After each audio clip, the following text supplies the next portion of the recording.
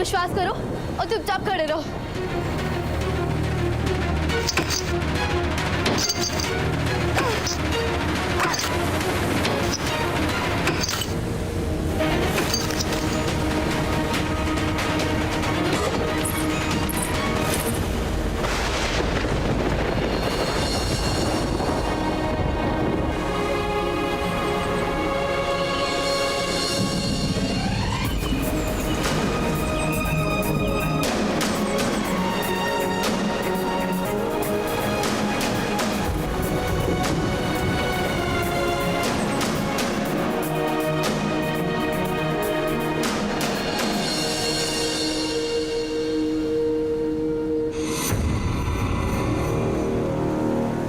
हमें यहाँ चलना होगा।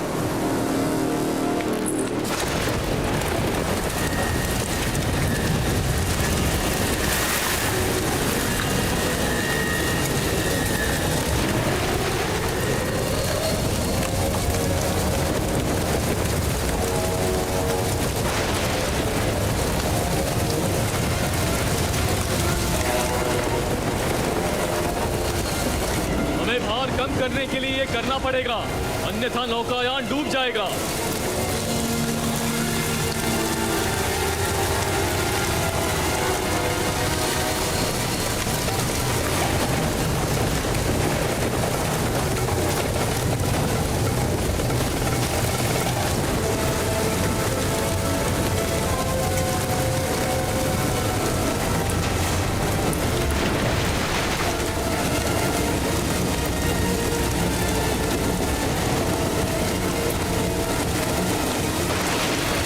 सुनो,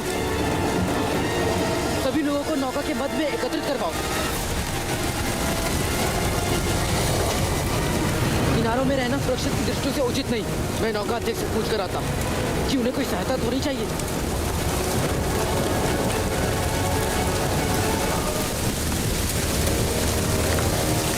कोई तो युक्ति होगी यहाँ से निकलने के लिए।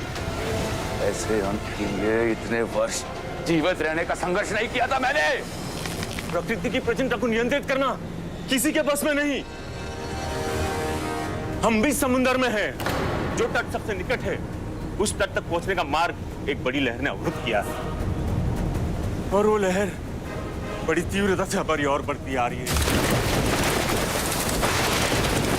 कुछ समय में ये नौकायान से आके टकराएगी और उसको सहन करने की शक्ति हमारी नौकायान में नहीं है। अर्थात नौकायान दो भागों में विभाजित हो जाएगा। नहीं नहीं,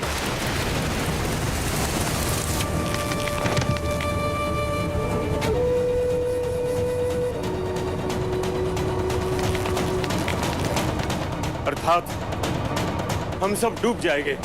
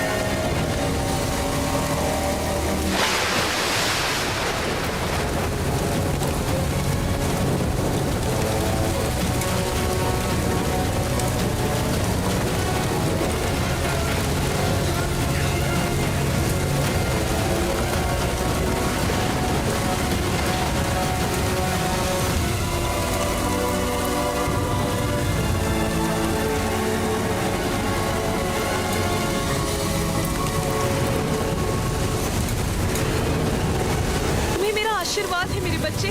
तुमने मेरी संतान नहीं, मेरा जीवन लौटाया है मुझे। अपनी माँ को कभी मत छोड़ना।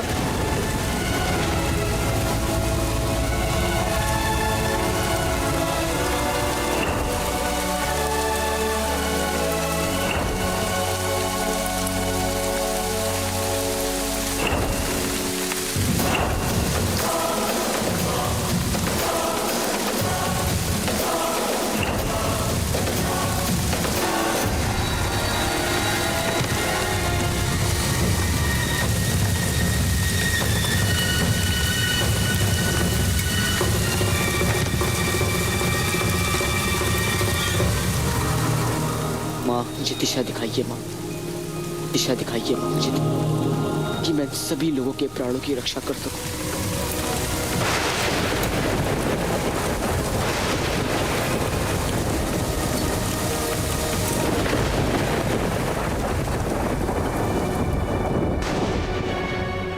मेरे हृदय की गति बता रही है कि आप संकट में हैं पुत्र, और मुझे पुकार रहे हैं। अशोक, आप जहाँ कहीं पर भी आप मुझे सुन सकते हैं पुत्र। मैं जानती हूँ आप मुझे वहां से सुन सकते हैं। आप जानते हैं जब आप छोटे थे तब मेघाओं की ऐसी गर्जना सुनकर भयभीत होकर मेरे हृदय से लगा करते थे,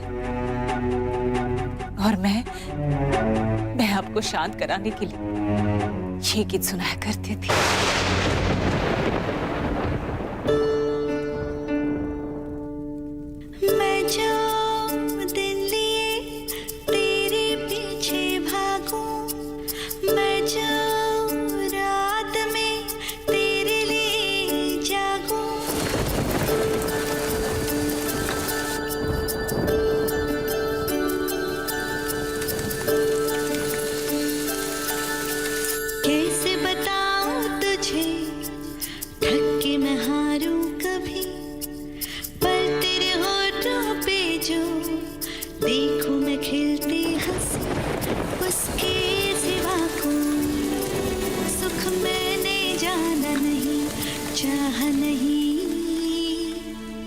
लाल मेरे, लाल मेरे, ओ लाल मेरे।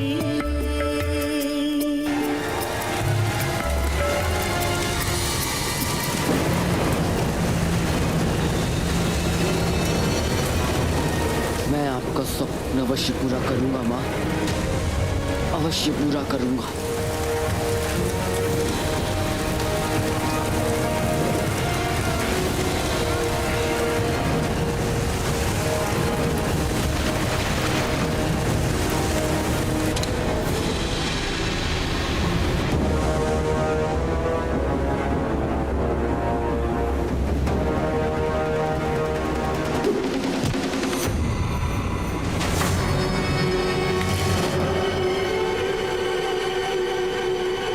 मुझे मर जाने दो। मृत्यु आने से पहले? जिस नौकायान को मैंने अपने हाथों से बनाया, सजाया, उसका विनाश में होते हुए नहीं देख सकता। उससे पहले मैं मर जाना चाहता हूं। आचार्य चाणक्य ने अर्थशास्त्र में लिखा था कि जब हम किसी उद्देश्य के लिए अग्रसर होते हैं तो असफलता के भय से पराजित नहीं होना चाहिए। जब हवा हमारे लक्ष्य के अनुकूल ना हो तो ऐसे में नौका के पाल को नियंत्रित करते हुए तूफान से निकलने का प्रयास करना चाहिए। मत लीजिए अपने प्राण, क्योंकि आपके प्राणों से संबंध सबके प्राण।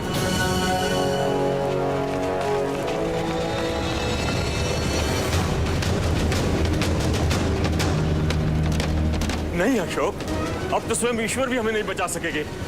मैं नहीं मानता कि ईश्वर भी हमारी रक्षा नहीं कर सकते। जहां चाह है वहां राह है। मैंने अर्थशास्त्र में पढ़ा था कि कुछ भी असंभव नहीं यदि हम एकजुट होकर एक लक्ष्य बन जाएं। कल्पना कीजिए, यूनानी सेना भी लहरों की भांति पराजय करने के लिए जानी जाती थी।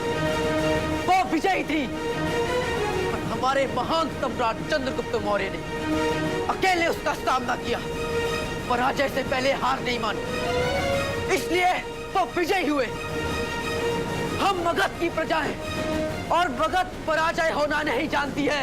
परंतु तुम करना क्या चाहते हो? मैं चाहता हूं कि हम सब एक साथ एकजुट होकर आपदा का सामना करें।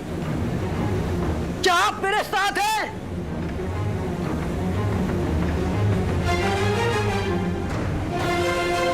हाँ, हम सब तुम्हारे साथ हैं अशोक। हाँ, तुम्हारे साथ हैं। चलिए मेरे साथ, आइए।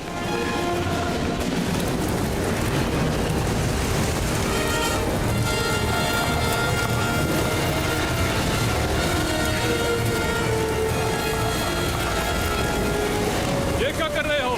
ऐसे तो हमारा डूबना निश्चित है। अशोक हमारी रक्षा करने का प्रयास कर रहा है, हमें उसकी सहायता करनी चाहिए। अभी हम पवन की विपरीत दिशा में बढ़े जा रहे हैं। इतनी हवा लेने का प्रयास करना है जो इस नौकायान को उस बड़ी लहर को पार करने में सहायक हो।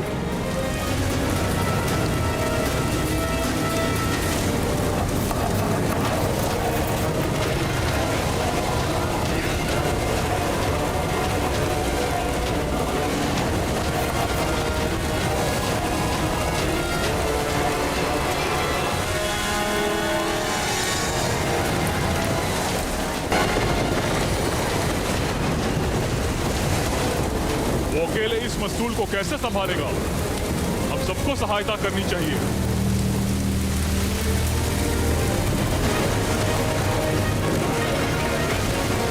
हम हवा के विपरीत दिशा में चलेंगे।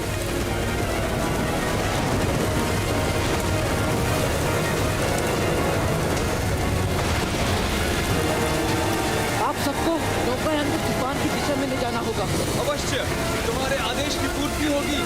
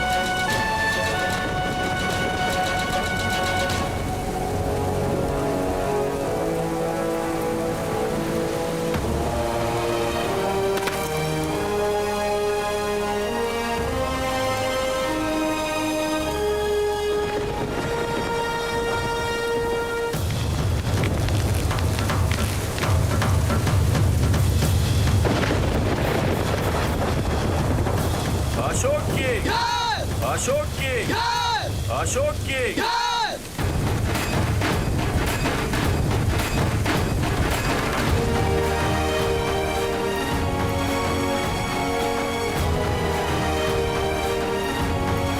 ये कोई साधारण बालक नहीं हो सकता।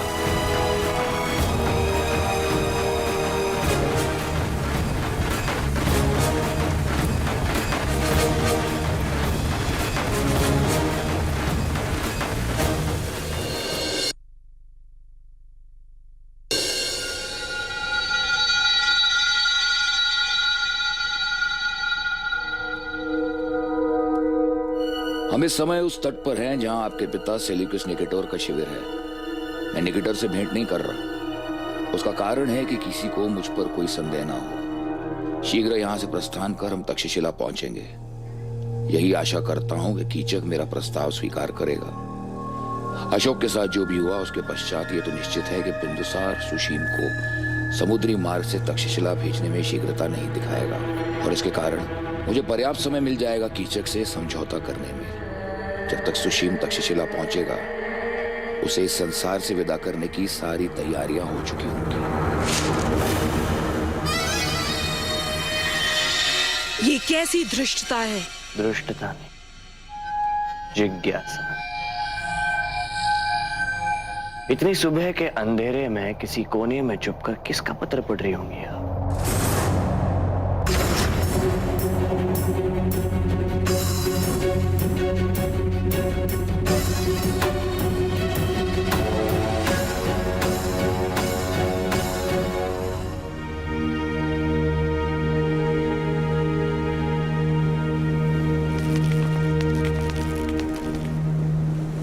यदि तुमने इन लोगों के बारे में पहले बताया होता तो बात यहाँ तक नहीं पहुँचती।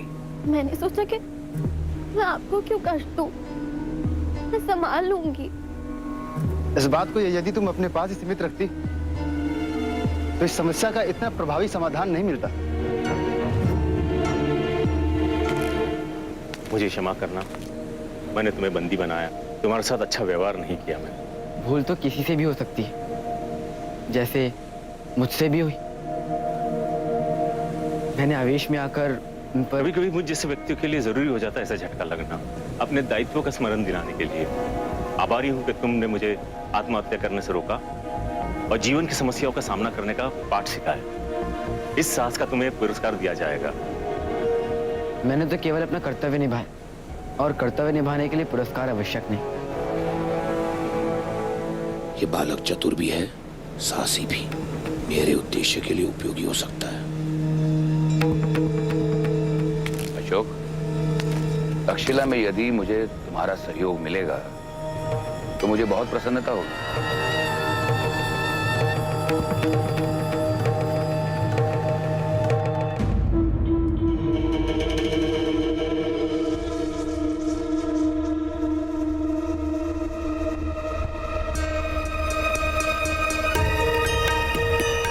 हम इस समय सुशिम, वापस दो इसी क्षण। इसी क्षण दे दो। नहीं, नहीं दूंगा। क्या करेंगे? पिताजी महाराज के पास जाए। वैसे क्या है इस पत्र में? यह आपके चेहरे का रंग पीला पड़ने लगा है, आपका श्वास और आपके हृदय की गति तीव्र होती जा रही है। अब तो पढ़ना ही होगा।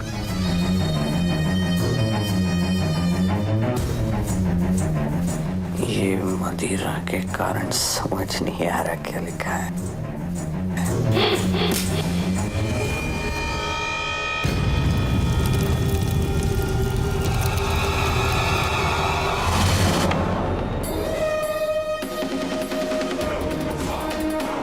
सियामक, बड़े भाई के साथ रिश्ता,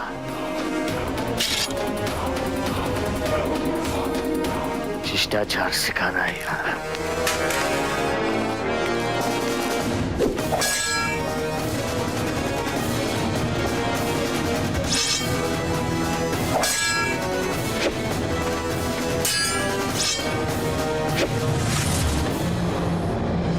शिष्टता सीखने की आवश्यकता आपको है, मुझे नहीं। दोबारा यदि आप में राजमाता के साथ ऐसी उद्दंडता, ऐसी दृश्यता दिखाई तो उसके पश्चात आप देखने के लिए कुछ योग्य नहीं रहोगे बड़े भाई। और नशा उतरने तक स्मरण रहेगा ना? या पुनः स्मरण कराऊं? उस यूनानी प्रशिक्षक द्वारा दिए गए प्रशिक्षण से तुम सिंहासन पर नहीं बैठ पाओगे सियामक। क्योंकि जन्म से ही आपकी बातें क्रूर, नीच और स्वार्थी बनना ये सबके दुर्भाग्य नहीं होता। आपके अत्याचारों को सहते सहते, आपकी चालों से बचते बचते बहुत कुछ सीखा है। और अब समय आ गया है पलटवार का।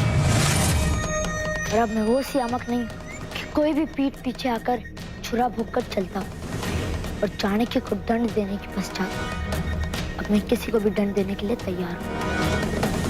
और मेरी तलवार पे आपका रक्त देखकर और प्रसन्नता होगी।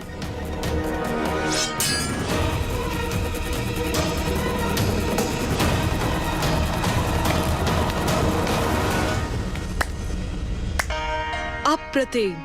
किसका पत्र था? एक मित्र का, जो आपको सिंहासन तक पहुंचाने में हमारी सहायता कर रहा है। For more updates, log on to colorstv.in.com. Like us on facebook.com/colorstv.